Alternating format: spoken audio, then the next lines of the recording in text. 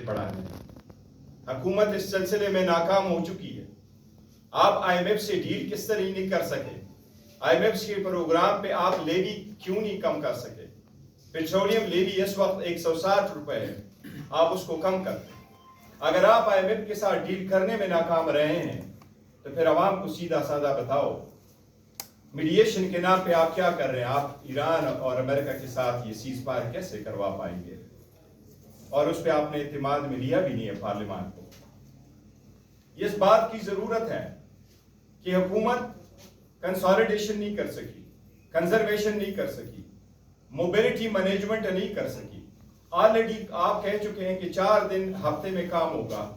Zoom की वजह से आप 50% वर्कलोड खत्म करा चुके हैं।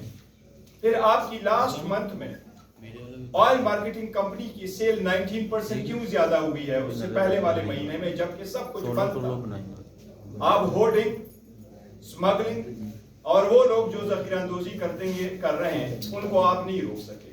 आप अपने शाखर्चियों की वजह से लेवी को नहीं कम कर रहे हैं, जबकि ये आप आवाम पे बर्डन पास ऑन करते हैं। मैं उनको कहूंगा कि श्रीलंका अफगानिस्तान में भी 7% प्राइस बढ़ी है, जबकि आप 50% से आगे बढ़ गए। और सबसे पहले मैं उनको मिसाल दूंगा कि हमारे दुश्मनी से, लेकिन हमारा पड़ोसी यहाँ मौजूद है, पड़ोसी मुल्क में, वहां उन्होंने अपने जो एक्साइज ड्यूटी लगी थी उसको 13 रुपए से 3 रुपए पे लेके आए ताकि अवाम पे बर्डन पास ऑन ना कर सके। और मैं उनको वो भी मिसाल दूंगा अपने पड़ोसी मुल्क का, जो मैं नाम उनका नहीं लेना चाहता, इतनी हमारे पास उनकी दुश्मनी के मैं नाम मुनासिब नहीं समझता। वो हमारा दुश्मन मुल्क, लेकिन वहां भी इस प्राइस का बर्डन ऑयल मार्केटिंग कंपनीज ने शोल्डर किया।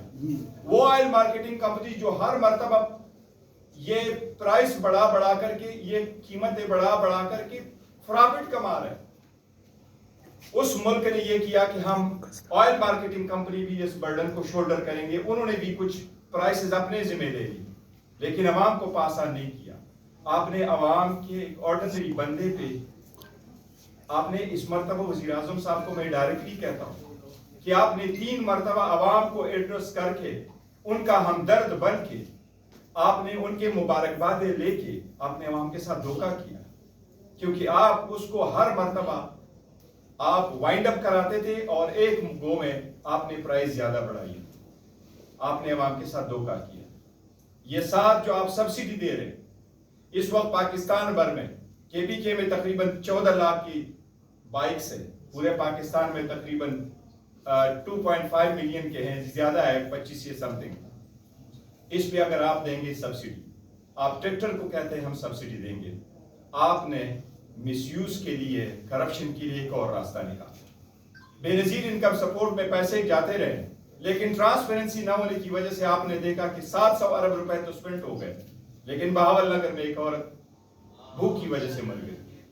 कभी रमजान में पैकेजेस पे, कभी इन पैकेजेस पे आप लोगों को पैसे देंगे, ये पैसे उन लोगों की जेबों में नहीं जाएगा जो असल में हकदार है, जो चला रहे हैं, जिनकी बिजनेस जिसको जरूरत है। ये पता नहीं ये पैसे कहाँ जाएंगे, पर्स जो सरकार के पर्स से ये पैसे निकलेंगे। आप अगर इस अवाम को कह रहे हैं कि मैंने इस्लामाबाद और पंजाब में ट्रांसपोर्ट फ्री की है, ये पैसे कहाँ से फिर आ रहे हैं?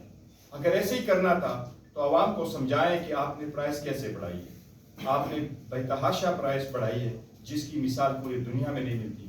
और ये वक्त है, हम अपील करेंगे पूरी मुस्लिम दुनिया को कि ये वक्त है इस